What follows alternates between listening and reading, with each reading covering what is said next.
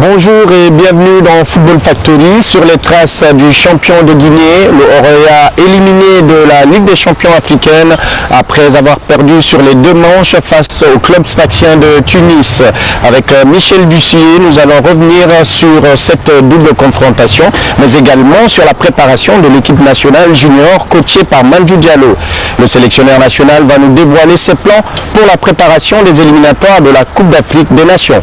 Bienvenue.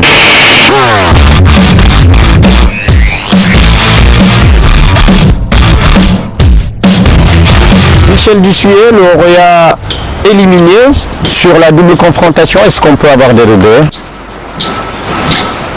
Je n'ai pas pu assister au second match en Tunisie, donc il faudrait voir au niveau du contenu, mais c'est difficile de situer s'il y a la place pour les regrets, mais en tout cas au niveau du score, je pense que la logique a montré que le Sfax avait encore un temps d'avance peut-être sur le Horoya à ce niveau-là. Ils ont fait parler d'expérience au match aller. Donc savoir s'il y a des regrets, c'est difficile à dire. Il faudrait connaître le contenu du second match. Mais sur la physionomie du premier match, c'est difficile d'avoir des regrets. Le score de 2-0 et la domination quasi territoriale pendant les 90 minutes nous laisse quand même comprendre que le football guinéen a un cran encore, a une marge de progression à gagner pour aller chercher ces formations de l'autre côté. Oui, bien sûr, le Sfax c'est une équipe qui est habituée au jeu continental. Ils sont toujours très performants, donc c'est une équipe expérimentée. L'effet de surprise qui a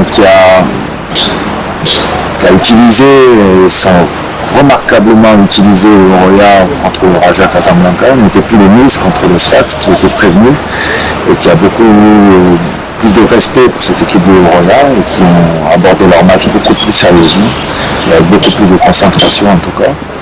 Et au final, c'est vrai que la qualification paraît logique vu le parcours et l'expérience de ces deux équipes sur les dernières années. Même si on peut sentir que le niveau du football guinéen se rapproche sur ces performances-là du Horoya, on a vu qu'ils ont pu quand même passer 2 tours, mais on sent quand même sur certains aspects, les footballeurs guinéens ont encore beaucoup à faire, beaucoup à apprendre, tactiquement notamment. Il y a beaucoup d'aspects.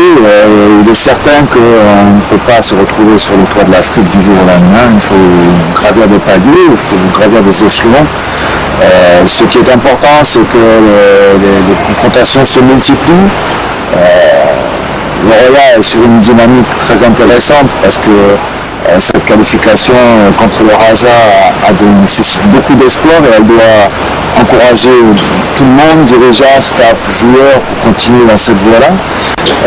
Certes, on va dire qu'il y a une élimination contre Sfax, mais cette élimination paraît logique au vu de présence en force au départ, tout au moins. Après, maintenant, il y a un autre combat, c'est celui de décrocher un billet qualificatif pour la Coupe de la Confédération.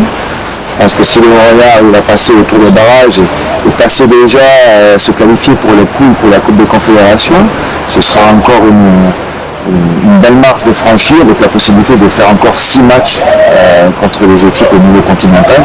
Et tout ça, ce serait de bon augure pour la suite.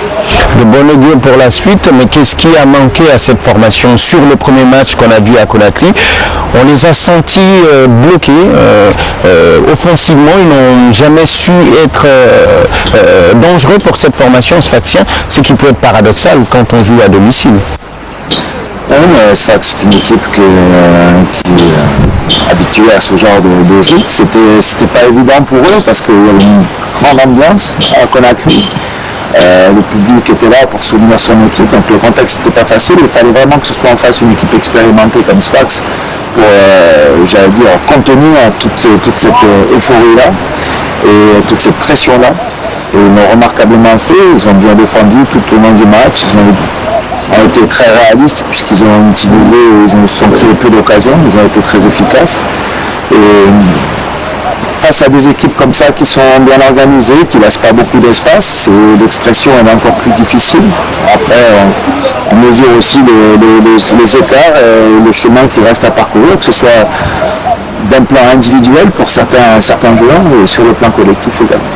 Est-ce que le Real ne manque pas, on peut dire quelque part, de joueurs d'expérience de cette compétition-là en quantité dans sa formation, puisqu'on a vu que l'absence de 3 joueurs a quand même pesé énormément à l'aller, même si au retour, la présence de ces 3 joueurs n'a quasiment rien changé, puisque le Real perd 2-0 à Sfax. L'expérience on l'acquiert avec le temps. Certes, il y a des joueurs étrangers qui sont venus et qui m'ont apporté aussi leur expérience à ce niveau-là. Mais au niveau des joueurs guinéens, je dirais qu'il faut répéter des matchs au niveau continental pour acquérir cette expérience. Sur les dernières années, le manque de matchs de compétition parce que des éliminations très précoces ne favorise pas l'acquisition d'expérience.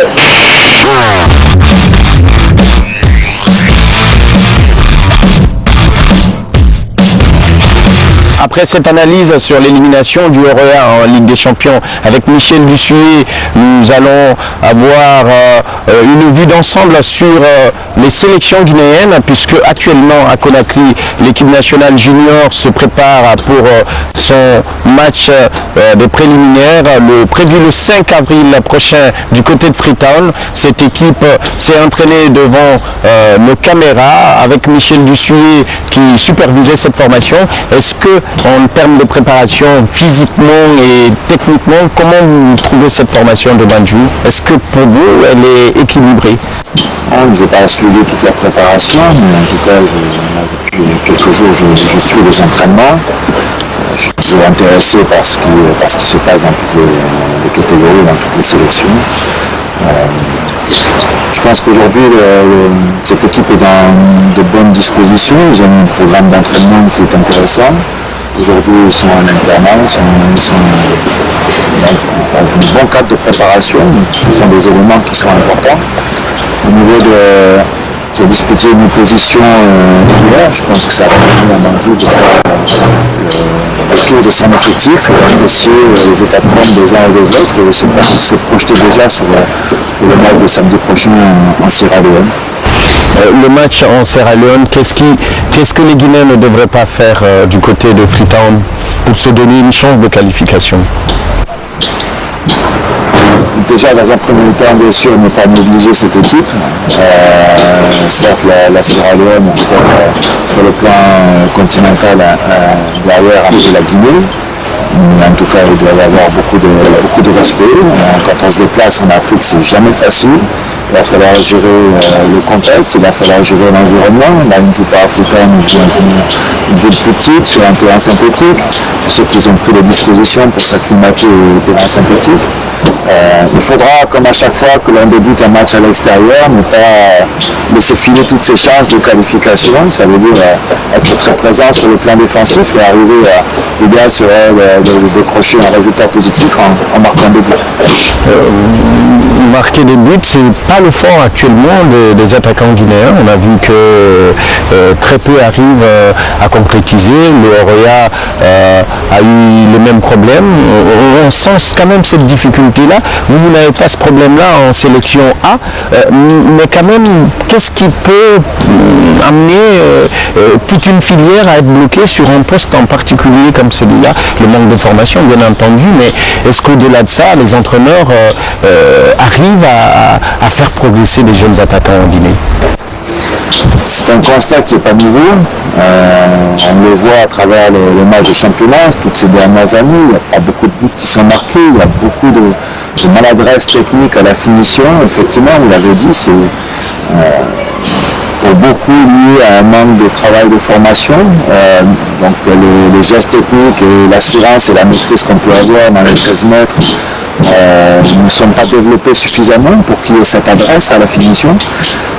C'est un travail qui doit être entrepris à travers les stages qu'on a pu avoir avec des entraîneurs de Ligue 1 et de Ligue 2. On a beaucoup insisté sur ce deux moments. Je pense que c'est important que les coachs fassent travailler spécifiquement leurs attaquants pour qu'ils acquièrent un peu une finesse technique et aussi de la confiance, parce que c'est quand on marque des buts en entraînement qu'on marque des buts le dimanche, pas l'inverse. Au niveau de la sélection A, vous êtes allé ramener une victoire de Téhéran, une victoire assez surprenante puisqu'on sait que vous avez voyagé dans des conditions un peu difficiles puisqu'une partie de votre groupe n'a pas répondu à votre convocation. Qu'est-ce qui s'est réellement passé sur ce déplacement de Téhéran? Nous avons eu beaucoup de petits problèmes de blessures, d'indisponibilité. On a rappelé, Tiernoba s'est blessé le samedi avec son club dans les arrêts de jeu du match, avec une entorse à la cheville. Florentin Pogba, on savait qu'il était dans la semaine précédente du match, qui s'est blessé avec une lésion musculaire. Yatara avait un match en retard avec son club le 4, c'était à la veille du match, donc son club n'a pas voulu le libérer. Sadio Diallo, qui était sur une période un peu délicate, avec beaucoup de discussions que j'ai pu avoir avec lui et beaucoup d'entretiens, a préféré se consacrer à son club pour ce match-là spécifiquement. Donc voilà, effectivement beaucoup de problèmes sur le plan défensif, parce qu'on avait déjà des blessés avec Camille, avec Calaban, avec Mara qui est sans club. Pogba blessé, donc effectivement beaucoup de problèmes, notamment sur la ligne défensive. Sur ce match, tu as eu à convoquer deux jeunes défenseurs centraux qui ont joué tout le match. Est-ce que tu as été satisfait de leur prestation puisque c'est des joueurs locaux? Oui, j'étais satisfait, même si c'est vrai que j'avais mis le Kocha sur un côté pour apporter aussi l'expérience de Baïsama Sanko un peu dans l'axe pour avoir un peu plus de commandement, de leadership au niveau de la défense centrale. Mais en tout cas, les deux ont répondu aux attentes, à mes attentes et à celles de l'équipe. Certes, il était important pour nous, comme je l'ai dit, de faire un bon début de match de façon à ce que tous ces nouveaux joueurs qui intégrent l'équipe pour la première fois soient rapidement mis en confiance. Et ce qui a été le cas sous la houlette des anciens qui ont pris à bras le corps cette rencontre, qui ont beaucoup parlé et qui ont su mettre en place vraiment les consignes. Ça nous a permis, quand c'est devenu un peu plus difficile, notamment en seconde mi-temps, quand on a un peu plus poussé, tous les joueurs qui étaient sur le terrain étaient déjà prêts et ne doutaient plus et étaient vraiment en confiance. Donc, mais de la satisfaction par rapport à ces deux joueurs. Aussi au milieu de terrain, un jeune novice qui commence et qui, épaulé par des joueurs d'expérience, vous a quand même donné satisfaction? Oui, il a fait un match intéressant sur le plan défensif. Il a mis pas mal de ballons. On sent qu'il a un peu de culture au niveau tactique aussi pour se situer par rapport dans son rôle, qui est un rôle très important dans la défense. Donc tout ça fait qu'il a accompli une prestation aboutie. Après, il faut toujours que dans l'expression technique, il reste simple. Il y a des joueurs qui sont là avec nous qui sont des leaders techniques à qui il faut donner le ballon. Et chacun doit rester dans son rôle.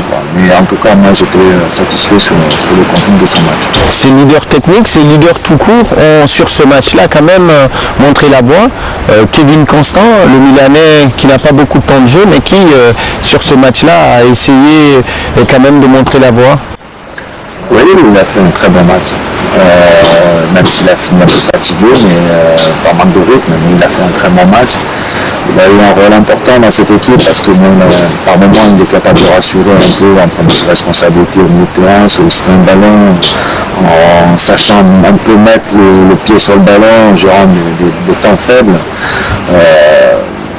C'est un apport très intéressant dans la mentalité aussi, je l'ai trouvé vraiment très bien. Tout comme Ibrahima Traoré qui a pleinement joué son rôle de capitaine, qui s'est largement investi. Et c'est presque pas un hasard si ces deux joueurs-là ont été à la fois les buteurs et les leaders de ce match. Sur ce match-là, on a quand même été surpris d'une chose, c'est que techniquement, les Guinéens ont quand même tenu face à une formation qualifiée à un Coupe du Monde. On aurait presque pensé les deux équipes que c'est la Guinée qui était qualifiée. Comment vous l'expliquez? Est-ce que le niveau du football asiatique serait un peu moins élevé que celui du football africain? c'est difficile d'établir des comparaisons, surtout qu'on manque un peu de repères. Le véritable révélateur, ça va être la Coupe du Monde. On va voir comment va se comporter cette équipe d'Iran dans une poule qui sera relevée. Maintenant, moi, ce que j'ai vu sur les éliminatoires, ils ont fait de très très bons éliminatoires. Je ne dis pas qu'ils ont survolé la qualification, mais ils sont brillamment qualifiés en tout cas, avec un grand entraîneur qui a apporté, je pense, beaucoup de choses à cette équipe nationale d'Iran. Ils ont des joueurs qui sont intéressants, qui sont capables aussi de... On sent qu'ils ont des certitudes dans le jeu. Donc une équipe qu'il faudra observer avec beaucoup d'attention lors de ce mondial en tout cas. Vous les avez observés et vous êtes déjà projeté sur la préparation des éliminatoires. Durant votre séjour après ce match amical, vous avez fait quelques déplacements sur l'Hexagone et à l'étranger pour voir et prendre contact avec des joueurs qui sont potentiellement sélectionnables. Alors faites-nous un peu le point sur cette situation. C'est un travail qui est continu, de toujours essayer de sensibiliser des joueurs binationaux à l'équipe nationale de Guinée. Donc il faut s'approcher de ces jeunes joueurs et avoir le contact avec eux, leur faire sentir qu'on les suit, qu'on est avec eux, même si on n'attend pas, on sait que forcément on n'aura pas une réponse tout de suite. Mais en tout cas, il est très important d'être au contact de ces joueurs-là. J'ai pu rencontrer Cheick Doucouré à Lorient, qui est d'origine guinéenne et ivoirienne. J'ai également rencontré Antoine Conté, qui est traité par le Paris Saint-Germain à Reims, et qui lui est d'origine guinéenne et sénégalaise. Donc, les choses ne sont pas faciles pour ces garçons qui sont nés en France et qui ont une double origine. Donc, concernant le choix, c'est très, très délicat pour eux. Mais en tout cas, à nous à faire savoir qu'on est là et qu'on est intéressé. Est-ce que vous estimez que la sélection guinéenne est attractive actuellement? On le devient progressivement. Je pense que les gens qui suivent cette équipe voient qu'il y a un réel potentiel et qu'il y a déjà des acquis dans cette sélection avec des prestations qui sont de qualité la plupart du temps. Donc, également la possibilité de regarder devant parce que le groupe est encore jeune et donc perfectible. Donc, ces aspects-là aussi, personne n'y est insensible. Donc, on a des atouts, on commence à avoir des atouts supplémentaires, que ce soit pour les joueurs, que ce soit pour la reconnaissance au niveau continental. Dans la préparation des éliminatoires qui arrivent et qui se jouent sur 2 mois pratiquement, est-ce que votre plan de travail est déjà établi? Est-ce que vous avez, avec la Fédération guinéenne et le ministère, mis en place un planning qui va vous permettre de préparer? Et qu'est-ce qui est prévu dans ce planning-là en termes de matchs amicaux ou de regroupement pour la sélection guinéenne?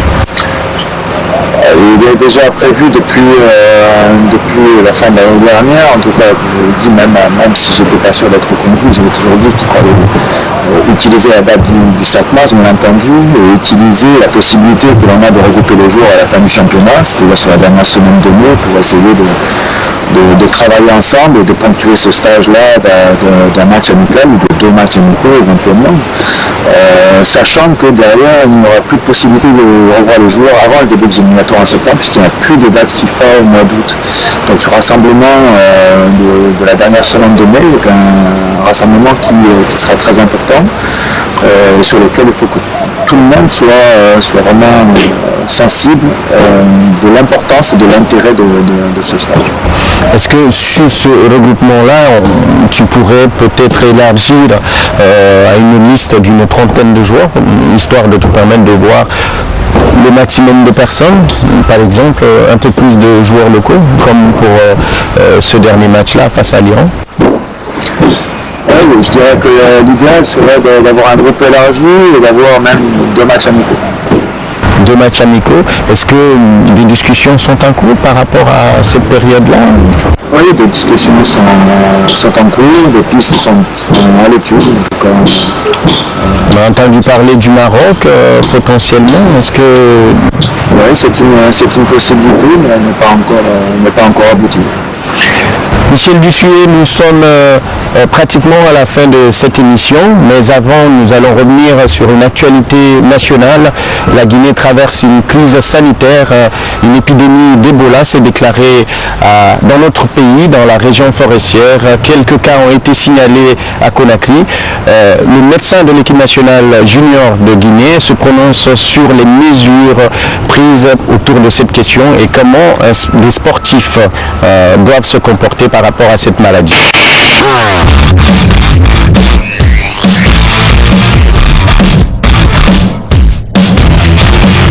Ebola, c'est une maladie virale.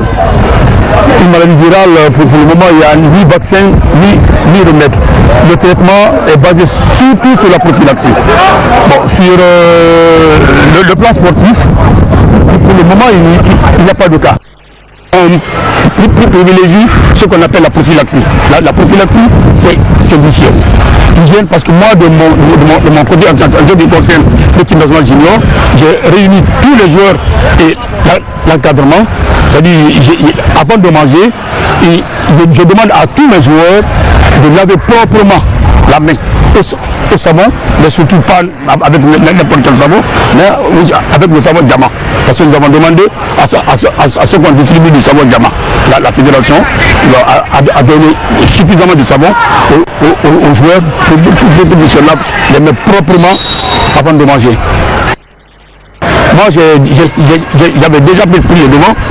J'ai fait vacciner mes joueurs, mais ça n'a rien à voir avec la fièvre Ebola. Les joueurs aujourd'hui sont vaccinés contre la fièvre jaune et contre la méningite. Ça, c'est déjà réglé. Bon, mais en ce qui concerne cette épidémie de fièvre Ebola, bon, mais surtout, mais c'est la presse qui envenime aussi.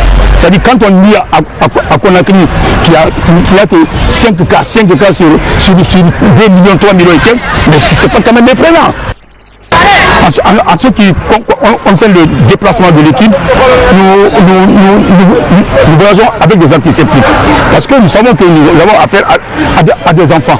C'est-à-dire chaque fois qu'un joueur, parce que nous allons sur la route, chaque fois qu'un joueur a envie d'aller à la selle, après il se nettoie proprement la main et puis nous avons de l'eau de javel, on va voyager avec ça jusqu'à Freetown. Donc sur ce plan, franchement je crois qu'il n'y aura aucun problème. On va rester très soudés et les mesures d'hygiène vont continuer de Conakry jusqu'à Freetown et de Freetown jusqu'à Conakry.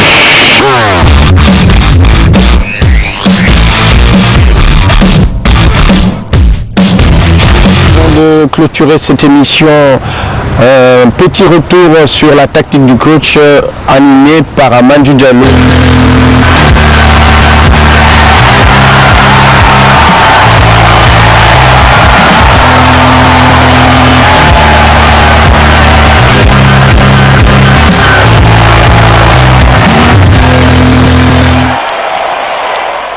Bonjour mes chers frères, je vais expliquer comment on travaille la finition d'attaque. Quelques séquences de jeu. J'ai mis les deux latéraux, les deux attaquants côté gauche et côté droit, les deux attaquants de pointe et puis les deux milieux du terrain. Alors chaque milieu de terrain s'occupe d'un couloir. Alors on va commencer au niveau du côté gauche. La souffle du ballon, vous voyez la souffle du ballon, vous avez le meneur de jeu qui est à la base. Il va solliciter le latéral droit, du moins la latéral gauche à son tour. L'attaquant gauche va décrocher pour recevoir la passe du latéral gauche. Et puis lui aussi, il met le ballon pour le milieu gauche. Le latéral continue sa course. Il ne s'arrête pas. Dès qu'il fait la passe, il continue sa course. Alors l'ailier gauche décroche le ballon pour le milieu gauche, qui va mettre le ballon dans l'intervalle pour le latéral gauche. À son tour, il va sentir le ballon pour les deux attaquants de pointe. Alors, voilà comment les deux attaquants de pointe vont se comporter. Le premier attaquant va demander le ballon côté deuxième poteau. Le deuxième attaquant va premier poteau. Alors, le milieu droit, lui, il va essayer de prendre l'intérieur. En ce moment, le milieu gauche qui est là, pendant que le latéral va pour centrer le ballon, le milieu gauche va occuper le couloir. Et pourquoi le couloir? Parce qu'il faut tout de mettre le bloc équipe côté ballon. Parce qu'en cas de perte de balle, s'il y a le milieu gauche ne s'occupe pas du couloir, c'est-à-dire la remontée du latéral, en ce moment, en cas de perte de balle, ça va être difficile pour nous pour mettre notre bloc équipe derrière. On sera en déséquilibre défensif. C'est pour cela qu'on demande toujours le latéral, le milieu gauche, en cas de la montée du latéral, c'est le premier à mettre le premier rideau. Alors les deux défenseurs centraux essaient de mettre encore le bloc équipe sur le côté ballon. Alors la même chose côté droit aussi, le même comportement. Alors la source du ballon, comme je l'ai dit au départ, c'est avec le meneur de jeu qui va solliciter le latéral droit. À son tour, il met le ballon, il fait la passe au l'ailier droit qui décroche, on ne joue pas arrêté.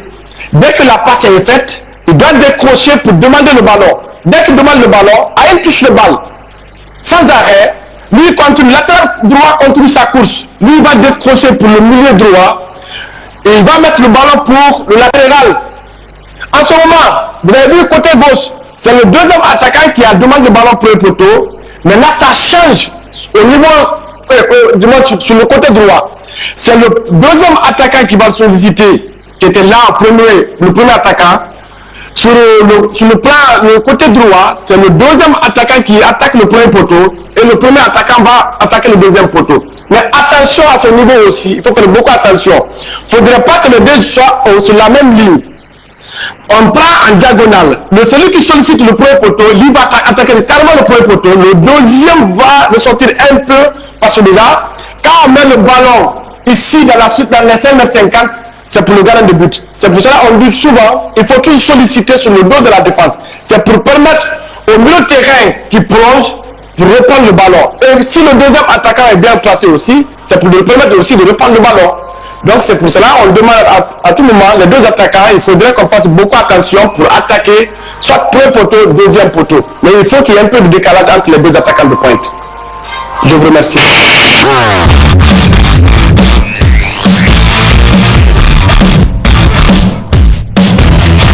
C'était Football Factory avec au sommaire un retour sur l'élimination du Royal Conakry, l'actualité de l'équipe nationale junior et du Sili National A avec Michel Dussuyer.